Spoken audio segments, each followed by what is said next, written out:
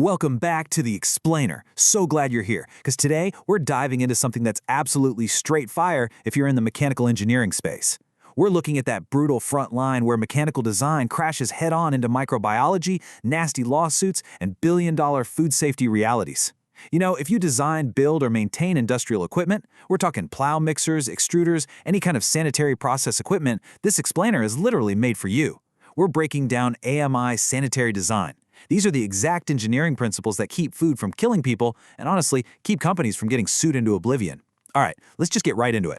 So the standards lay down this totally non-negotiable reality. Sanitary design plays an important role in controlling the biological hazards in raw or ready-to-eat products. I really want to hit this hard right out of the gate, guys. Sanitary design, it's not just about making your machine look all shiny and clean. Not at all. It's a critical, zero-mistake mechanical discipline. It is literally the difference between a mixer that can clean in place in 30 minutes and one that hides dangerous pathogens and shuts down your entire production line. Okay, so here's our roadmap for today. We're going to cover 1. The micro battlefield, 2. The 10 sanitary principles, 3. The stainless steel standard, 4. Flawless welding and fabrication, 5. Seals, gaps, and clearances, and then we'll wrap up with 6. Validation and clean in place. Section 1. The micro battlefield. This is our first line of defense. Now, as a mechanical engineer, you probably don't wake up thinking of yourself as a microbiologist, right? But honestly, when you're designing process lines, you are the absolute first line of defense against catastrophic pathogen outbreaks. So, I want you to ask yourself, what is the true cost of a microscopic crevice? Think about it. If you're designing a plow mixer, end cap, or a jacketed vessel, and you leave just one exposed threaded joint or some tiny microscopic flaw in a washdown environment, the consequences are literally devastating. We're talking massive product recalls, endless lawsuits, severe biological hazards. Just one hidden thread can cost a company millions of dollars. No joke. The standards actually have a specific name for this enemy. They call it a dead end. Read this definition carefully. It's an area wherein a product, cleaning agent, or extraneous matter is trapped and not completely displaced during cleaning. This right here, this is where the biofilm monsters grow. These dead ends become perfect little pathogen growth niches for absolute nightmares like listeria. And the scary part is, even the most aggressive, heavy-duty cleaning chemicals can't even reach them. Moving on to Section 2. The 10 sanitary principles. This is the AMI gold standard. To actually fight these microscopic threats, we need a serious arsenal. These 10 principles originally come from the American Meat Institute. They were literally born out of disastrous, ready-to-eat meat contaminations, and now they're the gold standard everywhere. The first 5 principles are incredibly demanding. Principle 1, equipment must be cleanable to a microbiological level. That means it actually kills the bugs, it doesn't just wipe away the visible dirt. Principle 2, made of compatible materials. Principle 3, it has to be readily accessible for inspection and sanitation without using tools. Principle 4, no product or liquid collection. Your equipment has got to be completely self-draining, guys. Dead legs and puddles are hidden killers. And Principle 5, hollow areas must be hermetically sealed. You absolutely cannot have open tubes or frames turning into bacterial hotels. Okay. Let's look at the remaining 5 principles. Number 6 is huge. No niches. This means absolutely eliminating inside threads, protruding ledges, lap joints, all of it.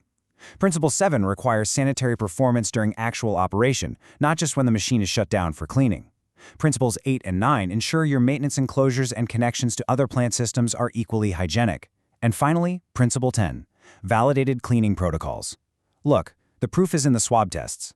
Your design has to actually be proven to clean effectively in the real world. Section 3. The stainless steel standard. Basically, armor for the battlefield. So we need armor for this battlefield, right?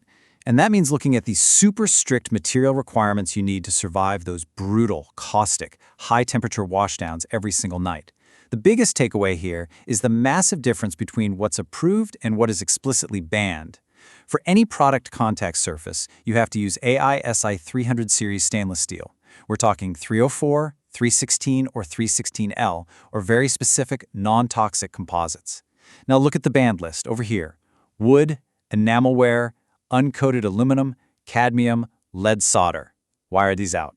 Because they absorb contaminants, they corrode way too easily, or worse, they introduce toxic elements directly into the food supply. In sanitary design, your standard industrial materials just do not cut it. Section 4. flawless welding and fabrication. Hygienic continuity.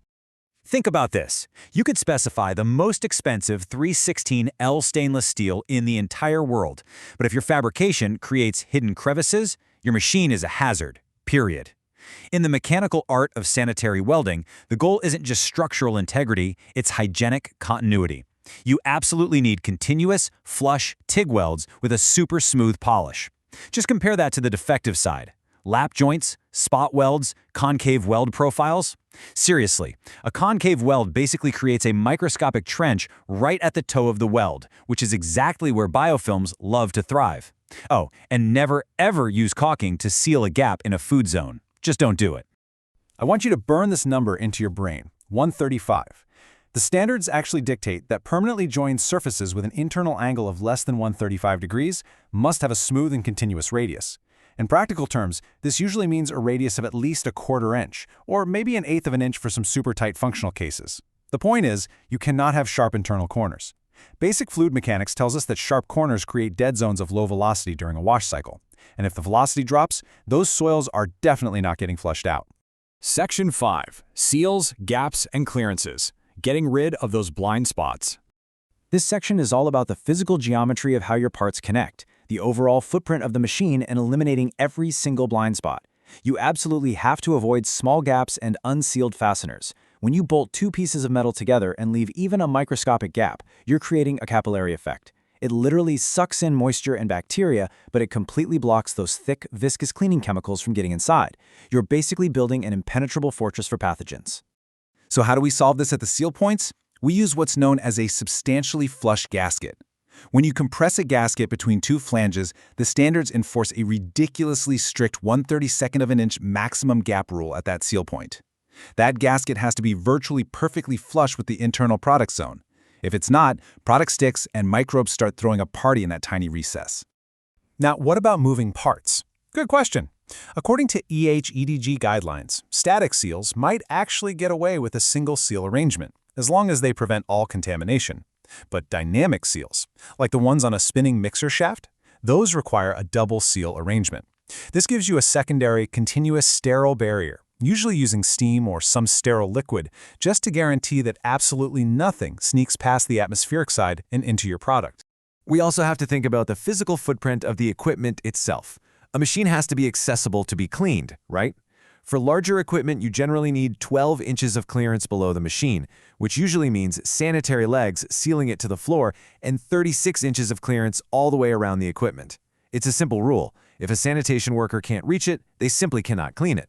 Section 6. Validation and clean in place. Time to prove the design.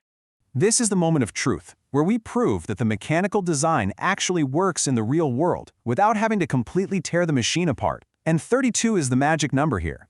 Your product contact surfaces must not exceed a texture of 32 microns. This guarantees that soils and biofilms cannot adhere during processing. Whether you're doing mechanical polishing or electropolishing, that metal has to be incredibly smooth, so the bacteria have absolutely nothing to grip onto when those cleaning fluids come rushing past. So what's the crucial point on how we validate all of this? Well, the clean in place, or CIP process, requires a few very specific steps. First, you apply energy, like a vacuum or heat, to ensure the entire machine drains completely. Second, you execute steam sterilization at a minimum of 121 degrees Celsius for at least 20 minutes.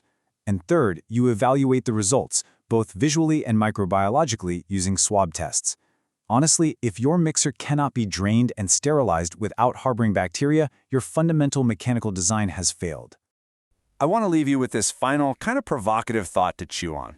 Your brand new machine design might have worked flawlessly in the lab. Maybe the kinematics are great, the throughput is amazing, but will it actually survive a nightly caustic wash at 180 degrees Fahrenheit? Or will a single, overlooked, hidden thread trigger a billion-dollar recall? Sanitary design forces us to be better engineers, plain and simple, because the tolerance for error is literally zero. Thank you so much for joining me on this explainer. I really hope this helps you design safer, smarter, and cleaner equipment out there on the shop floor. Catch you next time.